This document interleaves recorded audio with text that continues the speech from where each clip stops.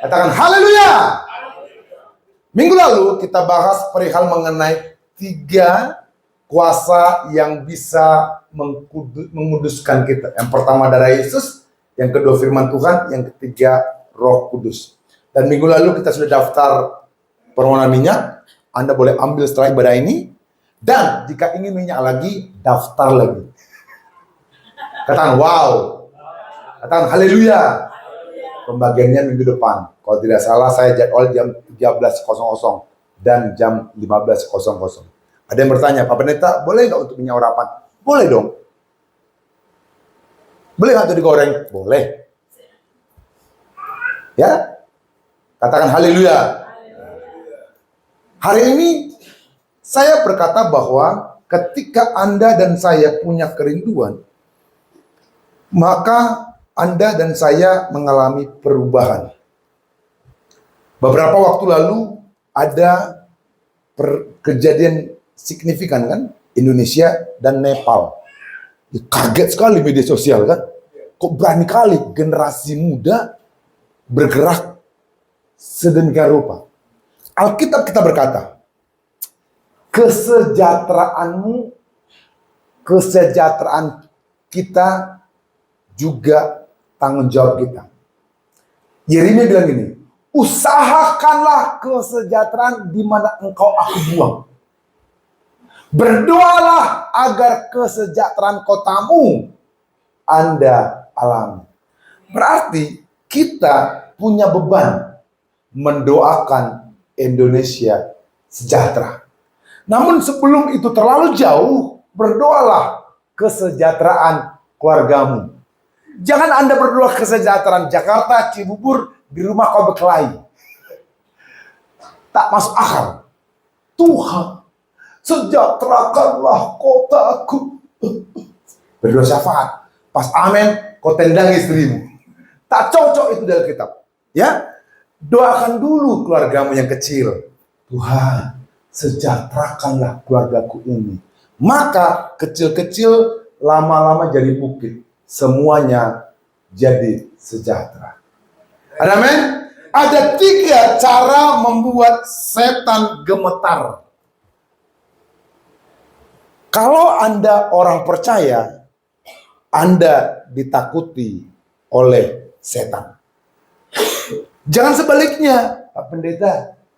Ketakutan aku kalau lampu mati. Pas mati lampunya ketakutan dia. Pak Pendeta, aku takut sih. Tapi entah kenapa setiap aku nonton, aku cari nonton horor.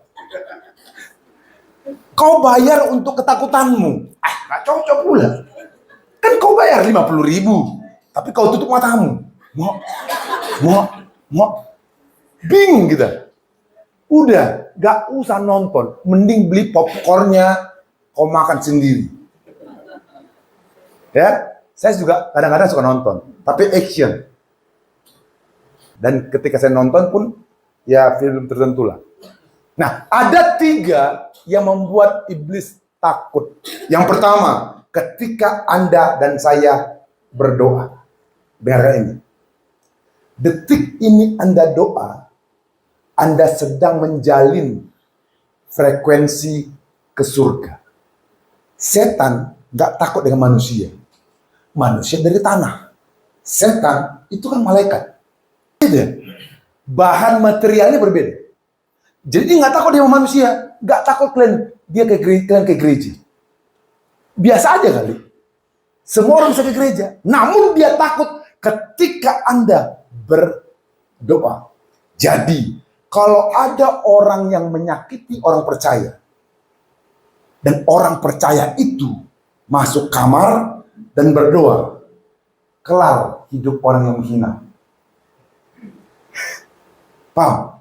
Kalau ada orang membuli engkau, kalau ada orang menghina engkau, kalau ada orang mencaci engkau, dan Anda hanya diam dan pergi ke kamarmu untuk berdoa, maka orang yang menghinamu berhadapan dengan pencipta.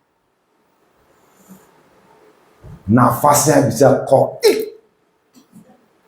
Jadi, hati-hati dengan orang yang Anda hina. Kalau dia berdoa di kamarnya,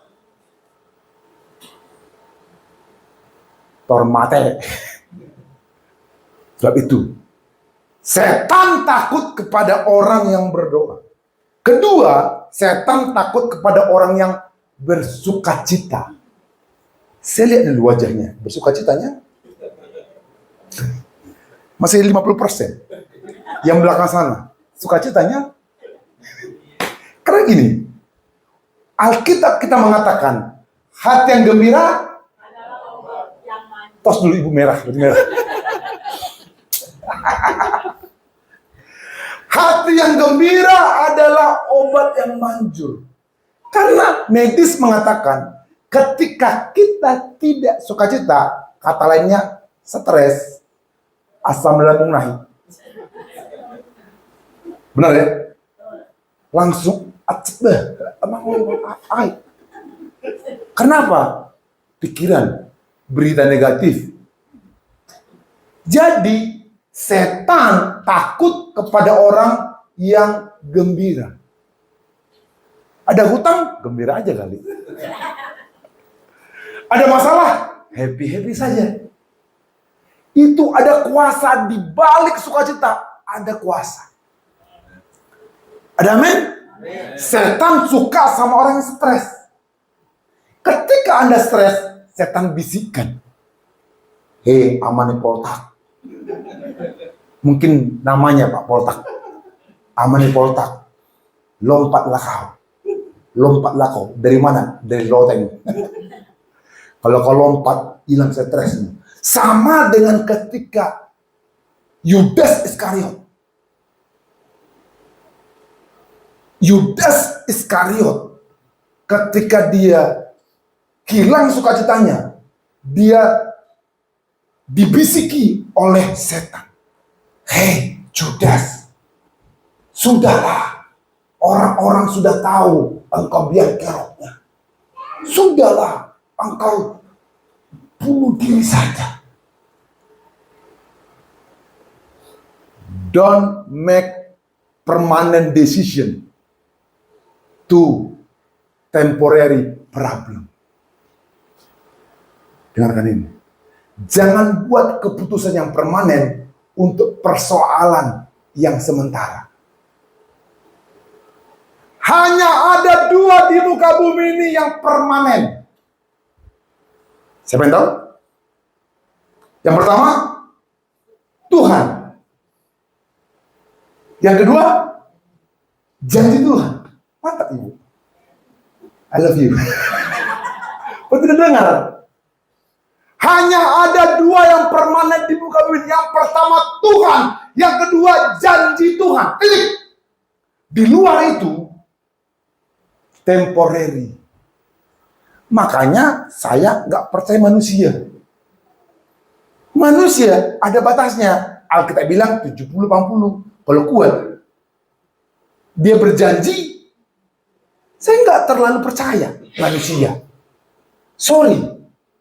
Dan porsiau tu manusia. Tidak. Mau jenderal kau, sorry. Ujung-ujungnya sementara. Orang yang bersukacita punya kuasa. Dan setan tidak bisa sentuh orang yang sukacita. Dengarkan ini dalam dunia kegoiban, kegelapan. Orang yang sukacita tidak bisa disantet. Tidak bisa ditelepati. Tatap mata saya, tatap mahopok. Kan orang ke ATM kan, waduh, dipok. Tatap mata saya, matanya, banyak bilok jauh. Kalau orang yang bengong, siap-siap kena hipnotis. Jakarta Barat kan banyak kejadian. Karena dia stres, utang banyak, beli kita ATM. Mana pinnya? Keluarkan duit kuat, udah habis, baru dia kaget. Tapi kalau Anda sukacita, dia nggak hampiri Anda. Sebab itu, di rumah, di luar rumah, tetap sukacita. Saya suka sama situ sebab situ suka senyum sama saya. C. Yang ketiga, orang yang ditakuti setan adalah orang yang suka bersyukur. Kata bersyukur. Ada amin? Ketika Anda bersyukur, setan mundur 3 langkah. Ketika Anda komplain, setan datang 4 langkah. Dia bilang, kawanku kau. Karena setan suka komplain. Dia komplain di surga. Kok bukan aku yang tertinggi ya? Dia komplain di tahta Tuhan. Kok bukan aku yang disembah ya? Akhirnya ditenel. Plino. Pak, Bu, ketika Anda punya pergumulan, tetap bersyukur. Ada kan? Ketika engkau dipecat dari perusahaan, tetap bersyukur. Wow! Karena di balik syukur ada kuasa Tuhan. Bersyukur akan memberikan intervensi surga di dalam dirimu. Ada amin? Nah, hari ini kita masuk dalam khotbah. Ada 3 janji surga yang pasti Anda terima. Tadi kita udah belajar bahwa hanya ada 2 yang permanen di muka bumi ini. Yang pertama Tuhan, yang kedua janji Tuhan. Doa saya, ketika Anda mengerti ini, Anda punya keyakinan, Anda punya kepercayaan, Anda layak terima janji Tuhan. Yang pertama, Tuhan pasti menolongmu. Katakan pasti. Oh, hanya 10%. Katakan pasti. Tuhan pasti menolongmu. Artinya ketika Anda percaya Yesus pasti tolong, apapun persoalan, apapun pergumulan, Anda yakin Tuhan pasti tolong. Titik. Katakan amin. Kita baca sebentar. Yesaya 41 ayat 10. 1, 2, 3.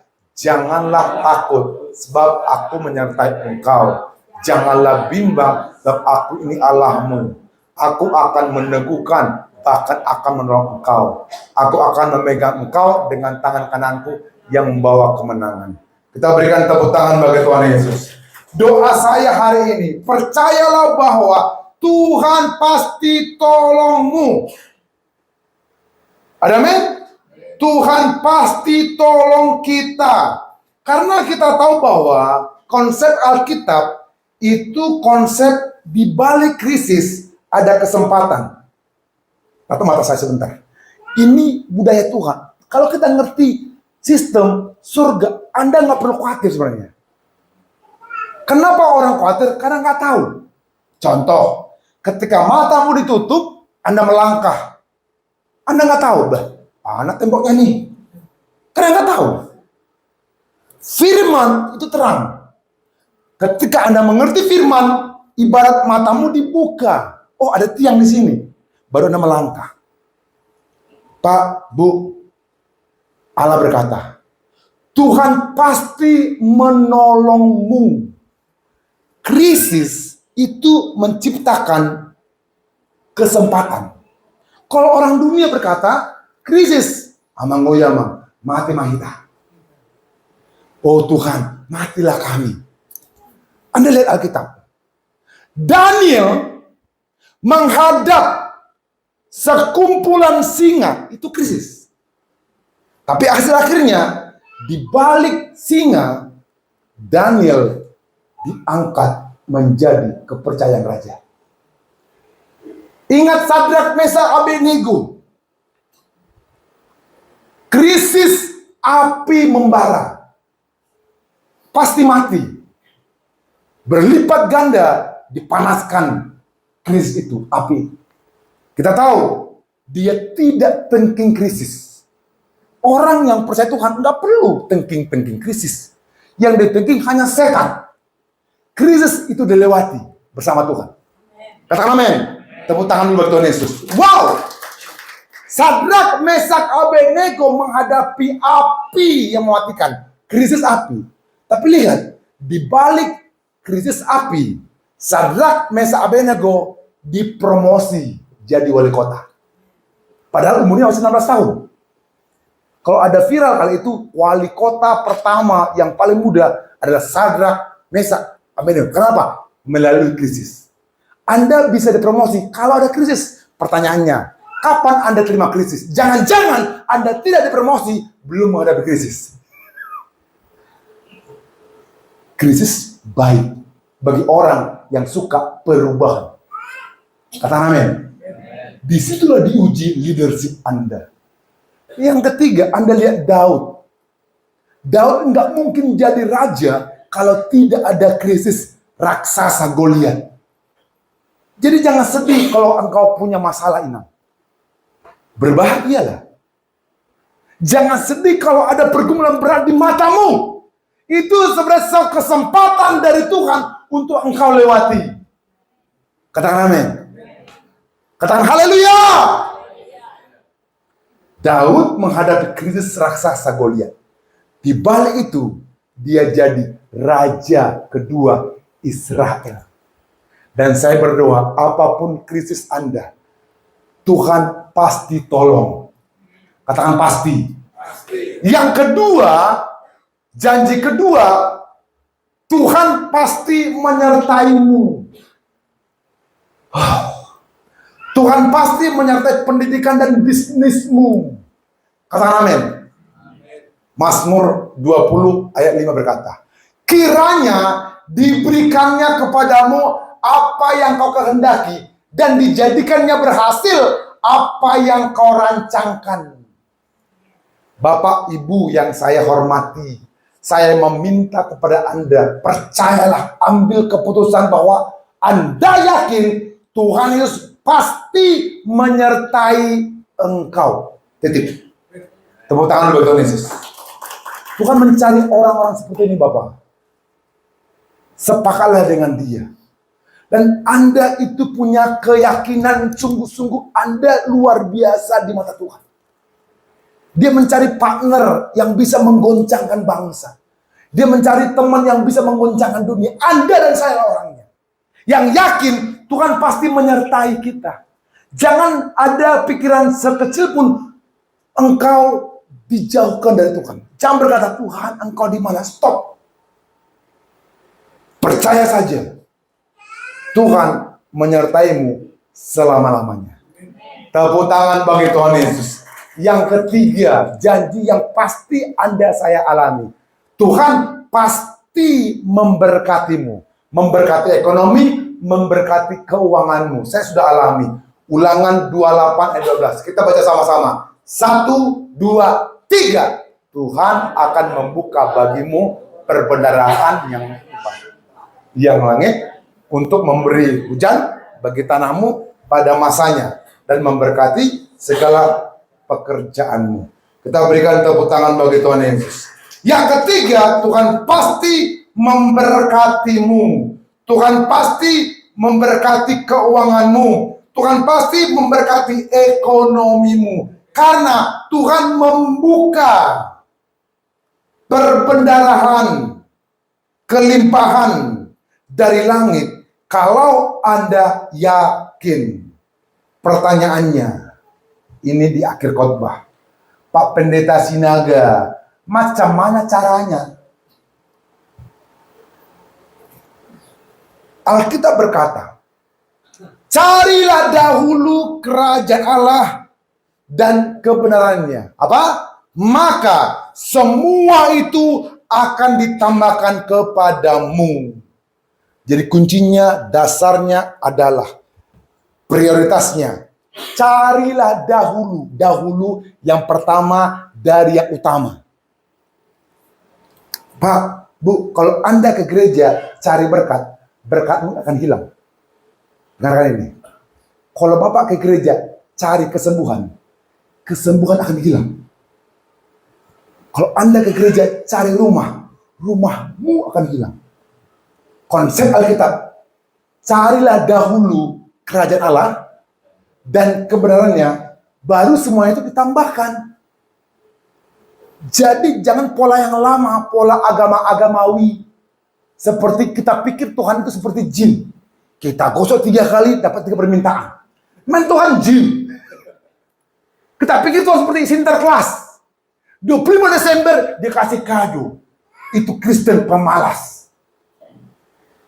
Kristen sejati adalah yang punya hubungan, relationship sama pencipta, dan dia yakin penciptanya akan transfer berkat. Ada amin? Saya melihat mata dewasa di sini. Senyumnya dewasa. Sudah mengerti. Inilah konsep kita. Makanya Tuhan bilang, jangan khawatir apa yang kau makan. Jangan khawatir apa yang kau minum. Jangan khawatir apa yang kau pakai. Kenapa? Sudah terkoneksi dengan surga. Bagian kita, cari dulu. Dulu itu utama. Pertama. First thing first. Setiap pagi, cari Tuhan. Mau tidur, cari Tuhan. Mau makan, cari Tuhan. Apa-apa, cari Tuhan. Yang ngerti kata amin. Kita berikan tepuk tangan bagi Tuhan Yesus. Kesimpulan, saya punya ilustrasi. Kita tahu singa adalah raja hutan. Katakan raja hutan. Raja burung namanya Raja Wali. Alkitab yang mengatakan bahwa raja animal adalah singa. Singa bukan yang tertinggi. Tertinggi mungkin jerapah. Ya. Tapi jerapah takut sama singa. Singa bukan yang terkuat. Yang terkuat mungkin gajah. Sekali dorong, kalah sebenarnya singa. Tapi entah kenapa gajah takut sama singa. Dan singa disebut raja hutan. Singa bukan yang terpintar. Terpintar mungkin ular. Si cerdik ular. Tapi ular pun takut sama singa. Apa rahasia singa disebut raja? Karena attitude. Karena sikap. Karena mental. Karena mental. Doa saya, semua jemaat dan pengerja, dengarkan ini. Biar mental kita adalah mental kerajaan. Perubahan ketika Yahudi dijajah oleh Mesir. Masih ingat? Yahudi dijajah oleh Firaun. Masih ingat? Mereka jadi budak. 400 tahun mentalnya budak. Budak apa? Minta-minta. Budak malas. Budak minta mukjizat terus. Minta tiap api. Minta mana. Semua diminta. Mengubah mental itu gak gampang. Mengubah attitude gak gampang. Untuk menjadi raja gak gampang. Bangsa Israel, bangsa Yahudi dijanjikan punya tanah perjanjian. Alkitab berkata, dari Mesir ke tanah perjanjian berapa tahun? 40 tahun. Beberapa waktu lalu saya ke Israel. Kutanyalah resepsionisnya, Mister, my name is Sinaga from Batak, Indonesia. Dan begini, Mr. Fernando, I can speak Indonesia. Oh, bisa Indonesia ya? Kutanya dulu kok, Mister, berapa jarak dari Mesir ke Israel? Dia jawablah, kalau naik bus 7 jam. Naik bus, mungkin ALS, Antar Lintas Sumatera. Atau PMH, Persatuan Mobil Horas. 7 jam. Oke, siap. Kalau jalan kaki, jalan kaki 40 hari. Kulihat di Alkitabku, kubuka-buka. Perjalanan dari Mesir ke tanah perjanjian 40 tahun. Apa yang salah? Ternyata ini rahasianya. Tuhan mau cuci otak budak. Itu 40 berbicara generasi. 40 years. Before 40. 40 tahun berbicara generasi. Nah, Tuhan mau bersihkan otak-otak budak. Dan Alkitab saya mengatakan, dari 40 tahun itu, generasi yang melangkah, hanya 2 yang bisa dicuci otaknya. Dari budak menjadi raja. Siapa itu? Yosua dan Kaleb. Tepuk tangan bagi Tuhan Yesus. Jadi malam hari ini saya singkat khotbah saya. Yang Tuhan mau Anda dan saya cuci otak yang budak itu, Tuhan ganti dengan mental kerajaan. Kembali ke singa. Katakan singa. Katakan wow. Katakan au. Singa, apa di matanya terhadap animal? Di mata singa, semua animal adalah makan siang. Yes. Dia tidak berbicara, ini ancaman, bahaya. Tidak ada di otaknya ada kata bahaya.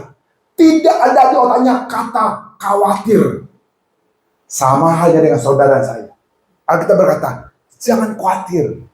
Kenapa? Tuhan mau ada mental kerajaan, mental majikan, mental kepala. Ada amin? Pak, Bu, mental itu datang dari apa? Belief. Dari keyakinan. Pertanyaan saya di akhir khotbah ini, yakinkah Anda janji Tuhan digenapi dalam dirimu? Itu yang menentukan. Ada amin? Orang bisa baca Alkitab dari Kejadian sampai Wahyu. Pertanyaannya adalah, apakah Anda believe? Do you believe or not? Itu kuncinya. Singa nggak peduli ada gajah besar. Singa nggak peduli ada jerapah yang tinggi. Singa nggak peduli dengan badak yang kuat. Di otaknya dia bisa, dia bisa, dia bisa. Ada amin. Tuhan mau Anda punya mental raja. Tuhan mau para pria punya mental raja. Yakin bahwa janji Allah digenapi. Apa sumber belief? Apa sumber keyakinan? Alkitab berkata seperti ini, Pak Daniel. Iman timbul dari pendengar. Apalagi? Dan pendengaran. 2 kali pendengaran. Artinya, semakin Anda sering dengar firman, sistem belief Anda di-develop,